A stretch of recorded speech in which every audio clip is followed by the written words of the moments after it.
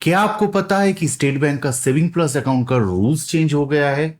ये वही अकाउंट है जिसमें आप सेविंग्स पर फिक्स डिपॉजिट का इंटरेस्ट ले सकते हैं। जो लोग के पास ज्यादा टाइम नहीं है और सेविंग्स में पैसा पड़ा रहता है, उनके लिए ये एक बहुत ही अच्छा प्रोडक्ट है। तो चलिए देख लेते हैं कि क्या क्या फीचर्स है ये अकाउंट में और स्टेट बैंक में आप कैसे ये अकाउंट खोल सकते हैं। ये अकाउंट में होता क्या है कि एक लिमिट के बाद पैसा ऑटोमेटिकली फिक्स्ड हो जाता है। आपको कुछ करने की जरूरत नहीं है और ये प्रोसेस को ऑटो स्वीप कहा जाता है। सिमिलर फैसिलिटी स्टेट बैंक का सैलरी अकाउंट में भी दिया जाता है, लेकिन सेविंग प्लस कोई भी खोल सकता है। अगर पहले से नॉर्मल अकाउंट है तो उसे भी कन्वर्ट किया जा सकता है। कैसे ये अकाउंट फंक्शन करता है, चलिए एक एग्जांपल से समझाते हैं।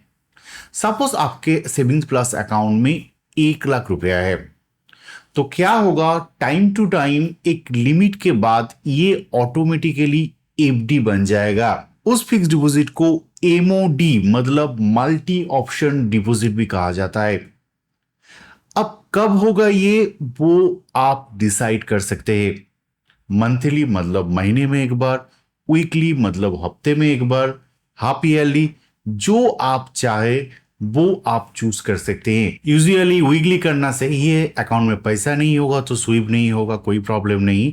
हफ्ते में एक बार करके सिस्टम ट्राई करते जाएगा। अब चलिए दोस्तों देख लेते हैं कि अगर किसी का अकाउंट में 1 लाख है तो कितना स्वीप होगा।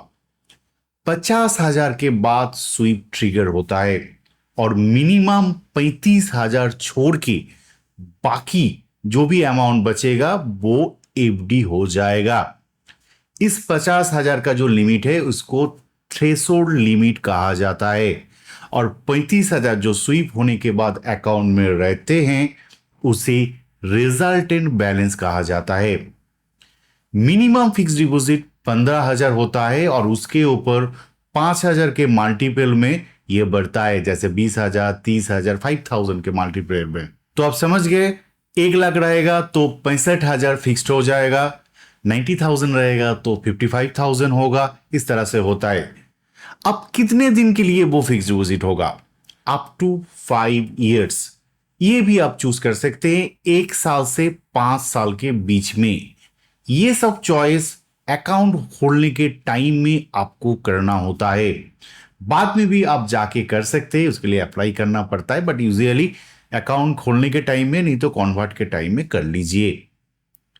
अब आपके मन में ये क्वेश्चन आ सकता है कि जो 35,000 रह जाएगा वो क्या अकाउंट में रखना पड़ेगा, मतलब मिनिमम बैलेंस? नहीं, आप उसको उठा सकते हैं। सेविंग प्लस का मिनिमम बैलेंस नील है। हाँ, सही सुना, 0 मिनिमम बैलेंस। अब उठाने के टाइम क्या होता है वो समझ लीजिए। सपोज स्वीप होने के बाद 35,000 आपके अकाउंट में पड़ा है और एमओडी में 50,000 है, मतलब एफडी में। अगर आप सपोज 20,000 उठाना चाहते हैं तो वो सेविंग्स का जो 35,000 है उससे निकल के आ जाएगा, एमओडी में कोई कुछ नहीं होगा।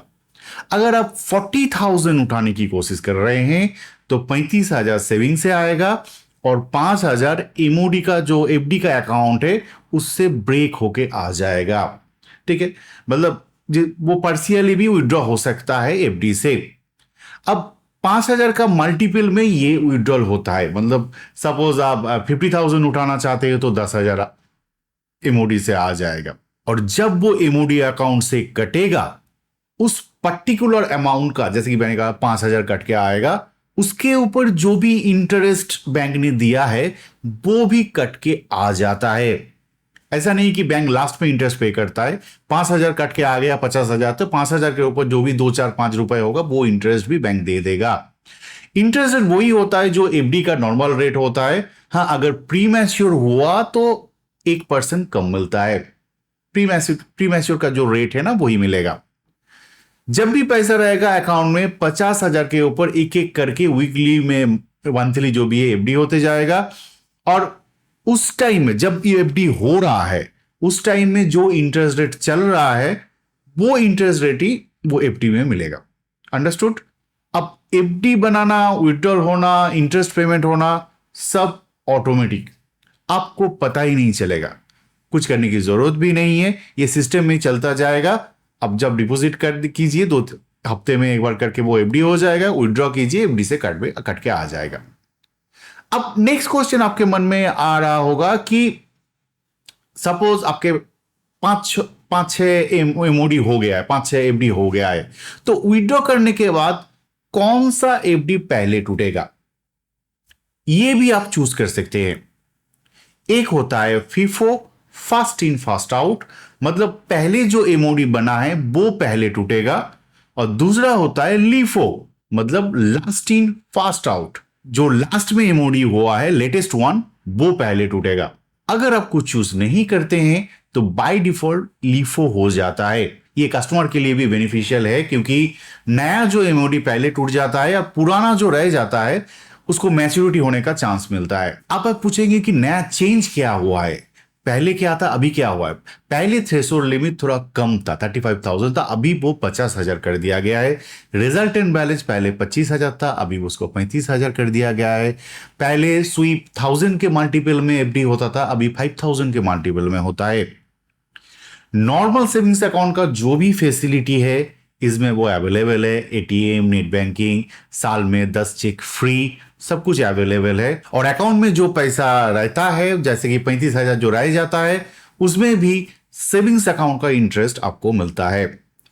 सेविंग प्लस में जो रहेगा वो सेविंग्स अकाउंट का, और जो एमओडी होके जाएगा उसमें एफडी का। अकाउंट आप सिंगल, जॉइंट, जो भी चाहे, जो सेविंग्स का नॉर्मली होता है वो आप खोल सकते हैं। अब कैसे आप ये अकाउंट खोलेंगे, सिंपल है। स्टेट बैंक का कोई भी ब्रांच पे जाइए, आधार, पैन और फोटो लेके जाइए, बोलिए कि मुझे सेविंग्स प्लस अकाउंट खोलना है। अगर आप और कुछ नहीं बोलेंगे तो जो डिफॉल्ट सेटिंग है, थ्रेशोल्ड 50,000, रिजल्टेड 35,000, ठीक है, 5,000 का मल्टीपल, ये सब में खोल जाएगा। आप थ्रेशोल्ड 50,000 से ऊपर भी कर सकते हैं, नीचे नहीं कर पाएंगे, ऊपर कर सकते हैं।